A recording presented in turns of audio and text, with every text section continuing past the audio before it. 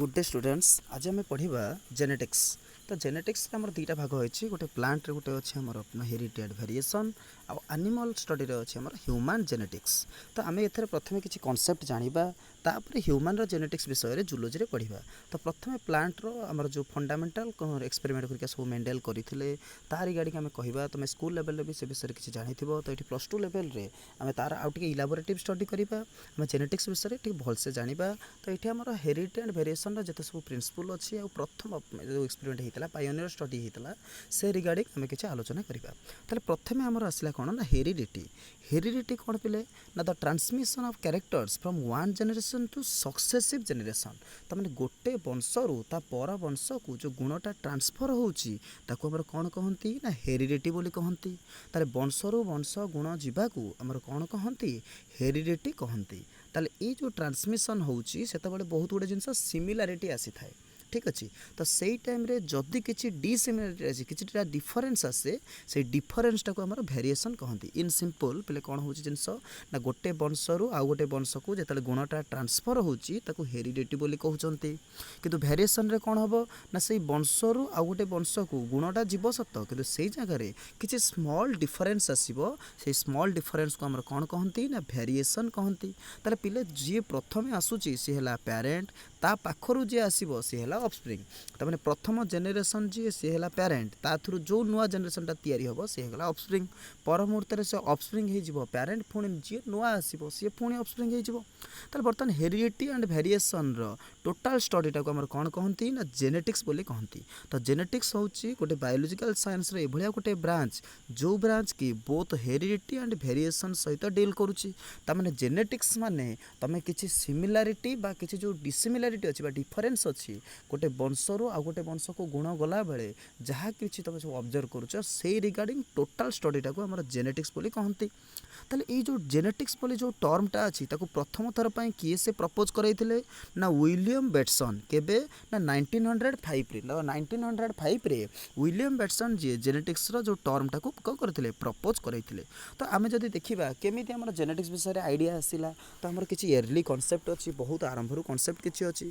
तो आम पूरा बिफोर ख्राइस्ट 500 आड़ को जा जो टाइम आम पाइथागोरस थे पूरा से टाइम को आम आसवा। ताले प्रथम आम कौन है ना विभिन्न प्रकार थ्योरी आसी से थ्योरी धीरे धीरे डेभलप है साइंस हो पिला से भाया। तो प्रथमे किसी लोक किसी इनफर्मेशन देवे सेटा गोटे नॉलेज रो सोर्स हम प्रथमे किसी किसी थ्योरी आसो पर से थ्योरी रो बहुत गुड़े चेंजेस कर लास्ट को आम गोटे फुल प्रूफ कनक्लूजन गोटे पाइबा जोटा कि आम फुली आप्लिकेबल हो पार। तो बिल्कुल से भाया प्रथमे आमर कौन आसला गोटे थ्योरी ना भेपर थ्योरी। ताले भेपर थ्योरी किए देते ना फिलोसोफर आमर किए ग्रीक रो गोटे फिलोसोफर तांको ना होची पाइथागोरस। से 500 विषय कहले जे आमर ये जो नुआ इंडिविजुअल तैयारी होची माने जो नुआ ऑफस्प्रिंगटा तैयारी होची पिले आम फादर है आमर पेरेंट आमे हेलु तांकर ऑफस्प्रिंग। ताले बर्तमान से जो नुआ इंडिविजुअल बा जो नुआ ऑफस्प्रिंग तैयारी होची सेठी हमर कोन होची ना भेपर माने कंबाइन होबा द्वारा विभिन्न प्रकार हमर कोन होची ना नुआ ऑर्गेनिज्म तैयारी होचंती। ताले से भेपर माने कोउटु रिलीज होचंती ना विभिन्न प्रकार ऑर्गन रो रिलीज होचंती।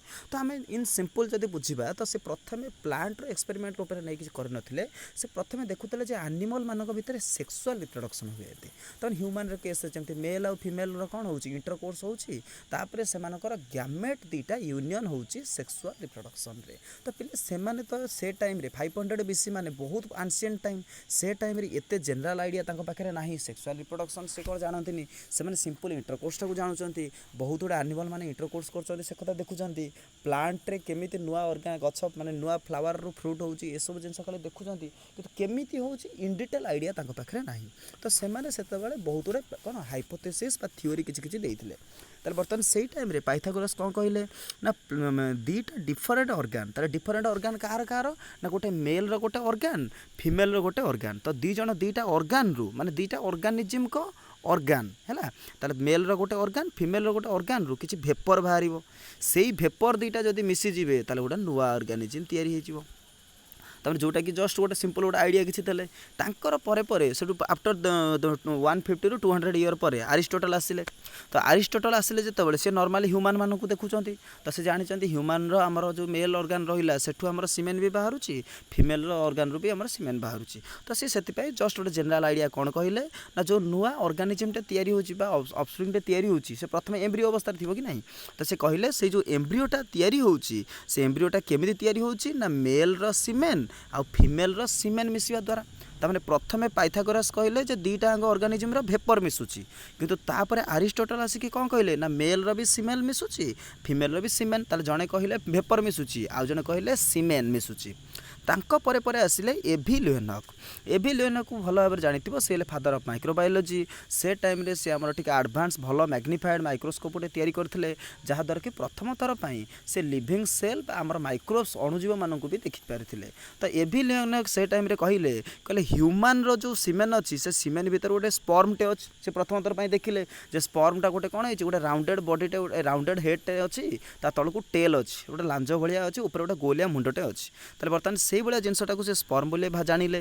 ତ ସେ କହିଲେ ସେଇ ସ୍ପର୍ମଟା ଯେତେବେଳେ ଓମେନ୍ର ଓମ୍ ଭିତରକୁ ପଳାଉଛି, ତାମାନେ ଫିମେଲ୍ର ୟୁଟେରସ୍ ଭିତରକୁ ଯାଉଛି, ଫିମେଲ୍ର ୟୁଟେରସ୍ ଭିତରକୁ ହ୍ୟୁମାନ୍ର ସ୍ପର୍ମ ଯିବା ଦ୍ୱାରା ସେ ଜାଗାରେ କମ୍ବିନେସନ୍ ହେଇକରି କମ୍ବାଇନ୍ ହେଇକରି ସେମାନେ ଗୋଟେ ନୂଆ ଅର୍ଗାନିଜିମ୍ ତିଆରି କରୁଛନ୍ତି। ତାହେଲେ ସେ ସେଇଠି ଆମର କ'ଣ କହିଲେ ନା ସେମାନଙ୍କୁ ସବୁ ସେ ଆନିମୋଲେକୁଲ୍ କହିଥିଲେ ପିଲେ। କାହିଁକି ଦେଖ ନା ଆନିମଲ୍ର କ୍ୟାରେକ୍ଟର ହେଲା ସେ ଲୋକମୋସନ୍ କରିପାରିବ, ଗୋଟେ ଜାଗାରୁ ଆଉ ଗୋଟେ ଜାଗାକୁ ଯାଇପାରିବ। ମଲେକୁଲ୍ ମାନେ କ'ଣ ସ୍ମଲ୍ ହେଇଥିବ, ବହୁତ ଛୋଟ ହେଇଥିବ। ତ ସେଥିପାଇଁ ଆନିମଲ୍ ଟାଇପ୍ର ମଲେକୁଲ୍ ହେଲା ବେଳକୁ ସେ ଆନିମୋଲେକୁଲ୍ ବୋଲି ତା'ର ନେମିଂ କରିଥିଲେ। ତ ଏଭି ଲିଓନକ୍ କହିଲେ ହ୍ୟୁମାନ୍ର ସିମେନ୍ରେ ଥିବା ସ୍ପର୍ମ ଫିମେଲ୍ର ୟୁଟେରସ୍କୁ ଯାଇକରି ନୂଆ ଅର୍ଗାନିଜିମ୍ ତିଆରି କରୁଛି। ଦେଖ ବଢ଼ିଆ ବଢ଼ିଆ ସେମାନେ ଥିଓରି ଦେଇଛନ୍ତି। ପ୍ରଥମେ ଆମର ଆସିଲେ ପାଇଥାଗୋରସ୍, ସିଏ କହିଲେ ଭେପର ମିଶିକରି ହେଉଛି। ତାପରେ ଆସିଲେ ଆରିଷ୍ଟଟଲ, ସିଏ କହିଲେ ସିମେନ୍ ମିଶିକରି ହେଉଛି। ଏଭି ଲିଓନକ୍ ଆସିଲେ, ସିଏ କହିଲେ ଆନିମୋଲେକୁଲ୍ସ ମାନେ ହ୍ୟୁମାନ୍ର ସ୍ପର୍ମ ଯିଏ ସେ ଫିମେଲ୍ର ୟୁଟେରସ୍ରେ ଯାଇକି ବଢ଼ୁଛି, ତ ସେଇ ଜାଗାରେ ସେ କମ୍ବାଇନ୍ ହେଇକରି ବଢ଼ୁଛି। ଆଚ୍ଛା, ତାଙ୍କ ପରେ ପରେ ଆସିଲେ ମୌପର୍ଚିୟସ୍। ତ ମୌପର୍ଚିୟସ୍ କ'ଣ ଦେଲେ ନା ପାର୍ଟିକୁଲେଟ୍ ଥିଓରି। ତାହେଲେ ପାର୍ଟିକୁଲେଟ୍ କାହିଁକି ନା ପାର୍ଟିକୁଲ୍ ୱାର୍ଡ଼ରୁ ଆସିଲା ଆମର କ'ଣ ପାର୍ଟିକୁଲେଟ୍ ଥିଓରି। ତାହେଲେ ପାର୍ଟିକୁଲ୍ ହେଲା କ'ଣ ଦେଖ ପିଲେ ନା ସିଏ କହିଲେ ଯେ ଯେଉଁ ଦୁଇଟା ପ୍ୟାରେଣ୍ଟ ଥିବେ, ଓଭିୟସ୍ଲି ଏଠି ଦୁଇଟା ପ୍ୟାରେଣ୍ଟ ମାନେ ଜଣେ ମେଲ୍ ହେଇଥିବ ଆଉ ଜଣେ କ'ଣ ହେଇଥିବ ଫିମେଲ୍ ହେଇଥିବ। ତ ଏଇ ଦୁଇଟା ପ୍ୟାରେଣ୍ଟରୁ ଆମର ଯେଉଁ ପାର୍ଟିକୁଲ୍ ଗୁଡ଼ା ବାହାରୁଛନ୍ତି ସେଇ ପାର୍ଟିକୁଲ୍ ମାନେ ମିଶିକରି ୟୁନିୟନ୍ ହେଇକରି ଗୋଟେ ନୂଆ ଇଣ୍ଡିଭିଜୁଆଲ୍ ତିଆରି କରୁଛନ୍ତି। ତାହେଲେ ମୌପର୍ଚିୟସ୍ ଏଠି ତାର ନାଁ କ'ଣ ଦେଇଦେଲେ କହିଲେ ତାକୁ ପାର୍ଟିକୁଲ୍। ଜଣେ ଭେପର କହୁଛି, ଜଣେ ଲିକ୍ୱିଡ଼ କହୁଛି, ଆଉ ଜଣେ କହୁଛି ସ୍ପର୍ମ, ଆଉ ଜଣେ ଆସିକି କ'ଣ କହିଲା ନା ପାର୍ଟିକୁଲ୍ ବୋଲି କହିଲେ। ତ ମୌପର୍ଚିୟସ୍ ଦେଲେ କେଉଁ ଥିଓରି ନା ପାର୍ଟିକୁଲେଟ୍ ଥିଓରି। ସେ କହିଲେ ବୋଥ୍ ମେଲ୍ ଆଉ ଫିମେଲ୍ରୁ ପାର୍ଟିକୁଲ୍ ମିଶିକରି ଗୋଟେ ନୂଆ ଅର୍ଗାନିଜିମ୍ ତିଆରି ହୁଅନ୍ତି। ତାଙ୍କ ପରେ ଆସିଲେ ଥିଓରି ଅଫ୍ ପାଞ୍ଜେନେସିସ୍।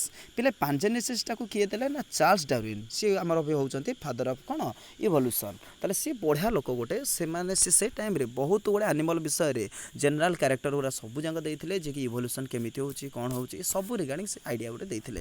ତ ତାଙ୍କର ଗୋଟେ ବହୁତ ବଡ଼ ଭୂମିକା ହେଉଛି ଇଭଲ୍ୟୁସନ୍ କ୍ଷେତ୍ରରେ। ତ ଚାର୍ଲସ୍ ଡାର୍ୱିନ୍ ସେତେବେଳେ ସେ କହିଲେ ଯେଉଁ ନୂଆ ଅର୍ଗାନିଜିମ୍ ଗୁଡ଼ା ସବୁ ଫର୍ମେସନ୍ ହେଉଛନ୍ତି, ଯେଉଁ ନୂଆ ଅଫସ୍ପ୍ରିଙ୍ଗ ଫର୍ମେସନ୍ ହେଉଛନ୍ତି, ସେ କେମିତି ଫର୍ମେସନ୍ ହେଉଛନ୍ତି ନା ସେଥିପାଇଁ ଦାୟୀ ହେଉଛି ଛୋଟ ଛୋଟ ପାର୍ଟିକିଲ୍, ଯାହାର କି ସେ ନେମିଂ ଦେଲେ ପାଞ୍ଜିନ୍ ଅର୍ ଗେମ୍ୟୁଲ୍ସ।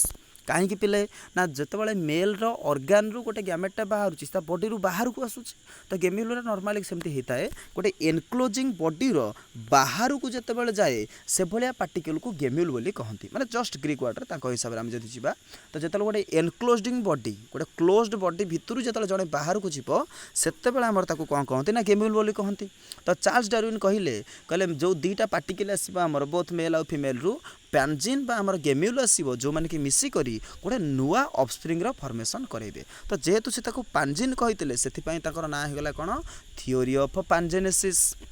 ତାଙ୍କ ପରେ ପରେ ସେଠୁ କିଏ ଆସିଲେ ନା ୱେଜ୍ମ୍ୟାନ୍ ଆସିଲେ। ୱେଜ୍ମ୍ୟାନ୍ କହିଲେ ନା ନା ଆପଣ ଯେଉଁ କଥା କହୁଛନ୍ତି ପାଞ୍ଜିନ୍ କଥା, ଏ ଜିନିଷ ଜମାରି ଠିକ୍ ନୁହଁ, ନିଶ୍ଚିନ୍ତ ଆଧିରେ କିଛି ଭୁଲ ଅଛି। ତ ସିଏ ଯେଉଁ ଜର୍ନାଲ୍ ପବ୍ଲିଶ କରିଥିଲେ ଆମର ଚାର୍ଲସ୍ ଡାର୍ୱିନ୍, ତା ଉପରେ ସେ ଟିକେ ଆଉ ଟିକେ କ'ଣ କଲେ ଆଉ ଟିକେ ଆଲୋଚନା କରିକି ଆଉ ଟିକେ କ୍ରିଟିସାଇଜ୍ କଲା ପରେ ଆନାଲିସିସ୍ କଲା ପରେ ତାକୁ ନୂଆ ଜିନିଷ ଦେଇଦେଲେ। କ'ଣ ତା ନାଁ ଦେଇଦେଲେ ଜର୍ମ ପ୍ଲାଜମ୍। ତାହେଲେ ସେ କହିଲେ ତୁମେ ଯେଉଁଟା ପାଞ୍ଜିନ୍ କହୁଛ ପାଞ୍ଜିନ୍ ସେମିତି ୱାର୍କ କରେ ନା, ତ ପାଞ୍ଜିନ୍ ବଦଳରେ ସେ ତାକୁ ଜର୍ମ ପ୍ଲାଜମ୍ ବୋଲି କହିଲେ, ଯାହାକୁ ଆଜି ଆମେ ମେଲ୍ ଗ୍ୟାମେଟ୍ ବା ଫିମେଲ୍ ଗ୍ୟାମେଟ୍ ହିସାବରେ ବା ଗ୍ୟାମେଟୋଫାଇଟ୍ ହିସାବରେ କନସିଡର କରୁଛେ। ଯେମିତିକି ଆମର ଆନିମଲ୍ରେ ଯେମିତି ଆମେ କହୁଛେ କ'ଣ ଆମର ସ୍ପର୍ମ ଆଉ ଏଗ୍ କହୁଛେ, ତ ଏଇଭଳିଆ ଜିନିଷକୁ ସେ ଜର୍ମ ପ୍ଲାଜମ୍ ବୋଲି कलेक्शन कहले ये कारण पिले देख नॉर्मली आम बॉडी रे जोटी ग्रोथ हुए सेटा है सोमाटिक सेल जोटी रिप्रोडक्शन हुए सी है जर्मिनाल सेल तो जर्मिनाल सेल वार्ड आमर आसूँ जर्म प्लाज्म माने जी कि रिप्रोडक्टिव एक्शन रे हेल्प करे तो बर्तमान रिप्रोडक्टिव फंक्शन बा प्रोसेस रे जे हेल्प करुच्ची से जर्म प्लाज्म तो से पांजिन बदल रे ता ना देते जर्म प्लाज्म तो से जर्म प्लाज्म थ्योरी को पर मुहूर्त किए आम आप्रुव करेले कि वेजमैन आप्रुव कले सी किंतु पांजेनेसिस थ्योरीटा को डिसअप्रुव कले जेहेतु तादर किछि ड्रॉबैक थिला तो तापर सब कौन है ना एमानक थ्योरी बहुत गुड़े आइडिया देता जहाँद्वारा कि विभिन्न प्रकार एक्सपेरिमेंट भी किसी लोक करते एमाने थ्योरी देते एमाने एक्सपेरिमेंटेशन किसी करनथिले एमाने जहाँ ऑब्जर्व करते गोटे डाटा आकार प्रोवाइड करते तापर किसी एक्सपेरिमेंट है तो एक्सपेरिमेंट रे प्रथमे आमर किए आसिले 1760 रे आसिले कोएल रिउटर कौन कले